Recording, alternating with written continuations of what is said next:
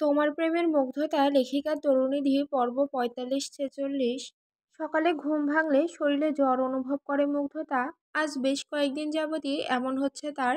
শরীর ভীষণ খারাপ থাকে, না কিছু খেতে পারছে না কোনোভাবে ভালো লাগছে। এই বাসায়ও একদম মন টিকতে পারছে না। জেনে বুঝে কিভাবে এত নিকৃষ্ট মনের মানুষদের সাথে থাকা যায়।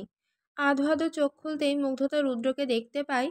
রুদ্র আয়নার সামনে দাঁড়িয়ে চুল ব্রাশ করছে। পরনে ফর্মাল ড্রেস, দেখতে ভীষণ ডিসেন্ট দেখাচ্ছে।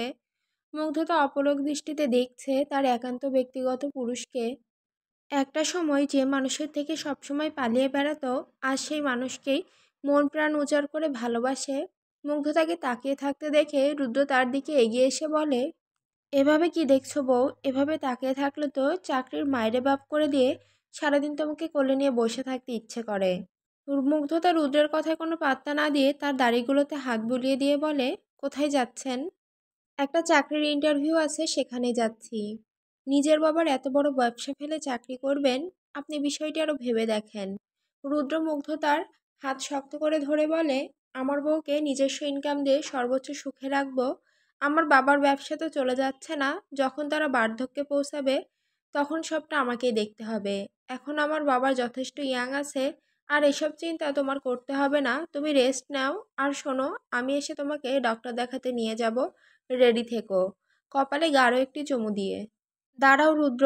রুদ্র বাসা থেকে মাত্র বের হতে নিচ্ছিল, এর মধ্যেই আহসান সাহেবের কণ্ঠ শুনে পা থেমে যায়। রুদ্র পেছন ঘুরে তার বাবার দিকে তাকিয়ে সোজা হয়ে দাঁড়ায়। তুমি নাকি পার্টির কল ধরো না, আবার অফিসেও যাচ্ছ না? আসলে বাবা, আমি ভেবেছিলাম আজকে আপনাকে জানাবো আমি আর আপনার ব্যবসা দেখতে পারবো না। কারণ চাকরি করব আমি। পাগল হয়ে গেছো তুমি রুদ্র? নিজের বাবার এই বিলাসবহুল প্রতিষ্ঠান রেখে অন্যের গোলামি করবে? ফার্স্ট অফ অল, প্রতিষ্ঠানটি আমার বাবার, আমার না। আর দ্বিতীয়ত হচ্ছে, আমি আমার ফ্যামিলিকে নিজে ইনকাম করে খাওয়ানোর যোগ্যতা রাখি। মিডল ক্লাসদের সাথে থাকতে থাকতে তোমার চিন্তা ধারণাও মিডল ক্লাস হয়ে গেছে। রুদ্র এবার মেজাজ হারায়, সে তার বাবার দিকে আঙুল তুলে হিসিয়ে বলে, আজকে লাস্ট বলে দিচ্ছি বাবা, এই কথাটি আর কখনো উল্লেখ করবেন না। মিডল ক্লাস কোনো গালি না।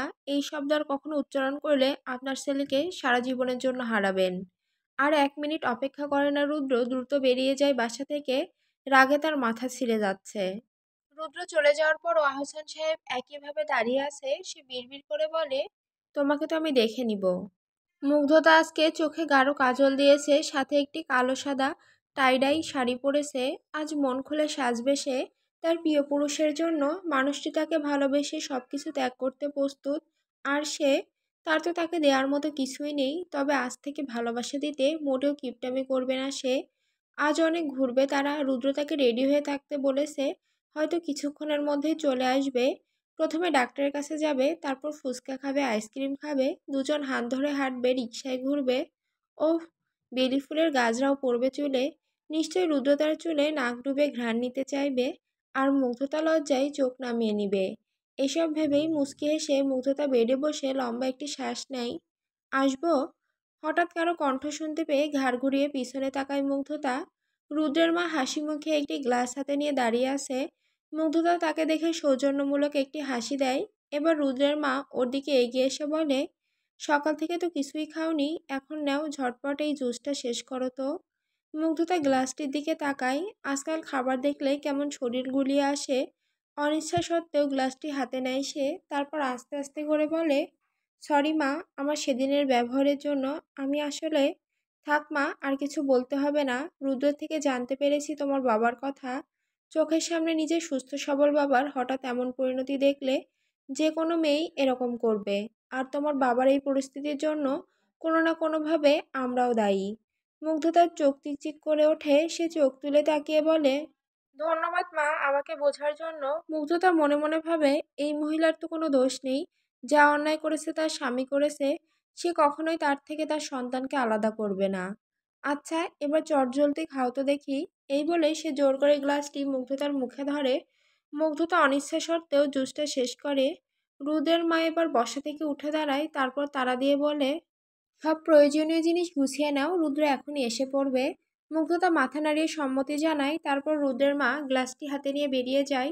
মুগ্ধতা তার শাড়িটা একটু ঝেড়ে ঠিকঠাক আছে কিনা দেখে নেয়। রুদ্রের মা বেরিয়ে যাওয়ার সময় আরেকবার পিছন ফিরে মুগ্ধতার দিকে তাকায়, তারপর একটি বাঁকা হাসি দিয়ে চলে যায়। মুগ্ধতা অপেক্ষা করতে করতে হঠাৎ তার কেমন কেমন যেন ফিল হচ্ছে, কপাল বেয়ে ঘাম ঝরছে। সে হাত দিয়ে বারবার ঘাম মুছছে, গলাটা ভীষণ ব্যথা করছে, বুক জ্বালা পোড়া করছে, ধীরে ধীরে মনে হচ্ছে সারা শরীর জ্বলছে। ভীষণ অস্থির লাগছে। সে তার ছেড়ে দেওয়া চুলগুলো উঁচু করে খোপা করে নিল। না, এখনো শান্তি পাচ্ছে না, মনে হচ্ছে মিনিটে মিনিটে তার কষ্ট বাড়ছে। এবার সে টান দিয়ে তার পরনের শাড়ি খুলে ফেলে। তার শরীরে এবার মনে হচ্ছে রক্ত সঞ্চালন বন্ধ হয়ে আসছে, চোখে সব ঝাপসা দেখছে। সে এবার বিছানায় লুটিয়ে পড়ে, 2-3 বার হেঁচকি দিয়ে মুখ থেকে সাদা ফেনার মতো কি যেন বের হতে থাকে। রুদ্র তাড়াহুড়ো করে বাসায় ঢোকে। রাস্তায় জ্যাম থাকার কারণে বেশ লেট হয়ে গেছে। হাতে তার মিষ্টির প্যাকেট, চাকরি কনফার্ম হয়ে গেছে তার। বিষয়টি জানতে পেরে মুগ্ধতার এক্সপ্রেশন কী হবে সেটাই দেখার পালা। রুমে ঢুকেই রুদ্র মুগ্ধতাকে ডাক দেয়, বউ। বিছানায় চোখ পড়তেই কলিজা কামড়ে ধরে রুদ্রের, তার হাত পা থরথর করে কাঁপতে থাকে। মুগ্ধতা বিছানায় পড়ে আছে, মুখ দিয়ে ফেনা বের হচ্ছে, চোখগুলো এখনো আধখোলা। রুদ্র দৌড়ে মুগ্ধতার কাছে গিয়ে তার মাথা কোলে তুলে নিয়ে অনবরত ডাকতে থাকে, বউ, ও বউ, পাখি ওঠো প্লিজ। এই পাখি, কথা বলো না কেন?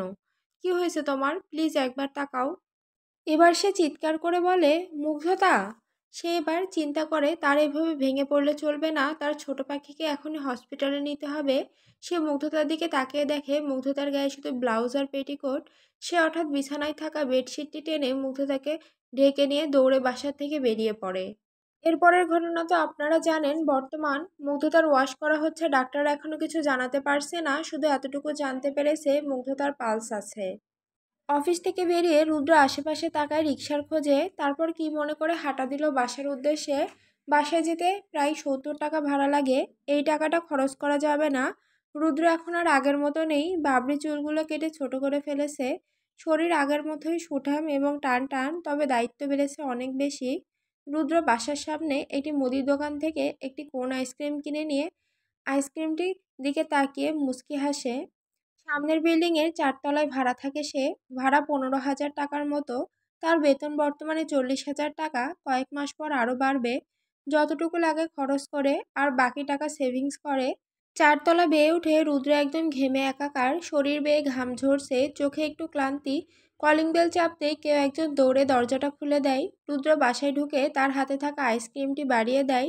ব্যাস, সামনের মানুষটি খুশিতে আত্মহারা হয়ে যায়। সে আইসক্রিমটি খুলে খাওয়া শুরু করে দেয়। রুদ্র এবার ঠোঁট প্রসারিত করে হেসে দেয়। এটাই তার শান্তি। সারা রাস্তা হেঁটে আসার এটাই প্রাপ্তি। সেও এখন মধ্যবিত্ত জীবন কাটাচ্ছে, আর তার কাছে মনে হয় এটা তার গোল্ডেন পিরিয়ড। রুদ্র ওয়াশরুম থেকে ফ্রেশ হয়ে বের হতেই মুগ্ধতা দ্রুত তার শরীর মুছে দিতে থাকে। রুদ্র চুপচাপ যেন সেবা নিচ্ছে তার সহধর্মিনীর। তারপর রুদ্র গিয়ে একটা প্লেটে দুজনের জন্য খাবার বেড়ে নিয়ে আসে। তারা দুজন একই প্লেটে খাবার খায়। তারও অবশ্য একটি কারণ আছে, আর তা হলো বেশিরভাগ সময় মুগ্ধতা রাতে খাবার খেতে চায় না। তাই রুদ্র নিজেই খাইয়ে দেয়, আর একসাথে নিলে দুজনেরই খাওয়া হয়ে যায়। দুজন বেশ গল্প করতে করতে খাবার খাচ্ছে। মুগ্ধতা তার সারাদিনের ঘটনা শোনাচ্ছে, রুদ্রও টুকটাক হুহা করছে। খাওয়া দাওয়া শেষ করে মুগ্ধতা বিছানা গুছিয়ে শোয়ার প্রস্তুতি নিচ্ছে, এমন সময় রুদ্র এসে রুমের লাইটটি অফ করে ড্রিম লাইট অন করে দেয়। তারপর মুগ্ধতার কাছে এসে ওকে পেছন থেকে জড়িয়ে ধরে। ততক্ষণে তার হাত মুগ্ধতার বক্ষের নরম অংশে। মুগ্ধতা তখনও একটু ঝুঁকে বেকায়দায় বসে আছে। মুগ্ধতা কনুই দিয়ে রুদ্রকে হালকা ধাক্কা দিয়ে সরতে বলে, কিন্তু রুদ্র যেন নিজের হাতের প্রয়োগ আরও একটু বাড়িয়ে দেয়। সে শক্ত করে চেপে ধরে তার মুঠোয় নিয়ে নেয়।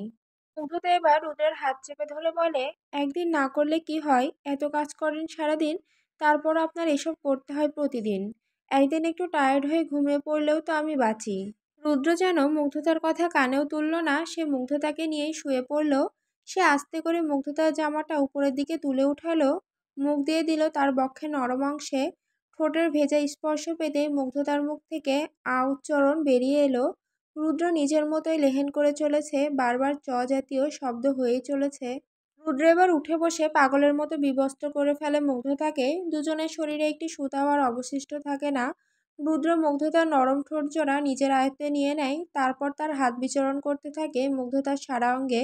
এক সময় হাতটা নিচের দিকে নেমে এলে কিছুটা ভেজে অনুভব করে রুদ্র। সে ঠোঁট ছেড়ে নেমে আসে গলায়, তারপর বুকে। সেখানে আবার কিছুক্ষণ নিজের আধিপত্য খাটিয়ে তারপর নেমে আসে মুগ্ধতার পেটে। সেখানে গভীর চুম্বন দিতে থাকে। মুগ্ধতার সারা শরীর যেন শিরশির করে ওঠে। সে রুদ্রের মতিগতি বুঝে তার মাথা ঠেলে উঠাতে চায়, কিন্তু ততক্ষণে রুদ্র আরও একটু নিচে নেমে এসেছে। সে দ্রুতই ঠোঁট ডুবিয়ে দেয় সেই স্থানে। মুগ্ধতার শরীর যেন একদম ধনুকের মতো বেঁকে যায়। মুগ্ধতা এবার বড় বড় শ্বাস নিতে থাকে। এবার যেন সেও আর নিজের মধ্যে নেই। রুদ্র এবার তাকে ছেড়ে দিয়ে পাগুলো বেশ একটু উপরে তুলে নেয়। রুদ্র প্রবেশ করাতেই স্থানটি ভীষণ উষ্ণ অনুভব হয়। রুদ্র নিজের চোখ বন্ধ করে উফ বলে ওঠে। বেশ সময় ধরে তারা মগ্ন থাকে একে অপরের শরীরে। গভীর রাত। মুগ্ধতা রুদ্রের বুকে বাচ্চাদের মতো করে ঘুমাচ্ছে, আর রুদ্র তাকে শক্ত করে জড়িয়ে ধরে আছে, যেন ছেড়ে দিলেই কোথাও পালিয়ে যাবে। রুদ্র শুয়ে শুয়ে চিন্তা করতে থাকে সেদিনের কথা, যখন মুগ্ধতা হসপিটালে অ্যাডমিট ছিল। ওর ওয়াশ সফলভাবে করা হয়েছিল, কিন্তু জ্ঞান ফেরার কোনো সম্ভাবনা দেখা যাচ্ছিল না।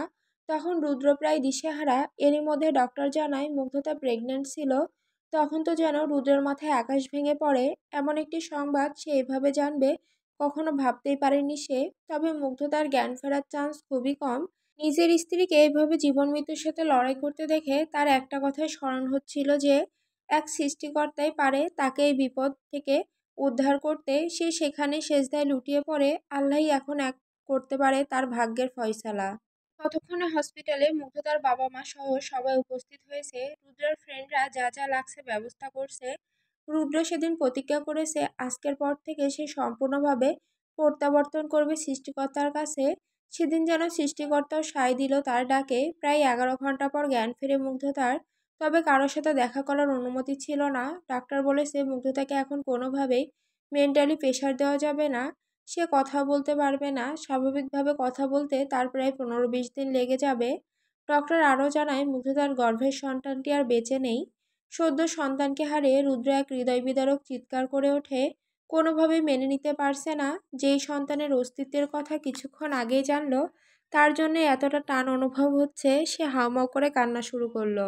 এমন সময় মুগ্ধতার বাবা হুইল চেয়ার ঘুরিয়ে রুদ্রের পাশে এসে থামলো। রুদ্র মুখ তুলে একবার সেখানে তাকালো। লোকটির পায়ে এখনো ব্যান্ডেজ। তবে মেয়ের অবস্থা জেনে সে নিজেকে আটকে রাখতে পারেনি। দূরে মুগ্ধতার মা মুখে আঁচল গুজে কাঁদছে। রুদ্র যেন তাদের দিকে চোখ তুলে তাকাতে পারল না। অপরাধবোধ নিজেকে কুড়ে খাচ্ছে।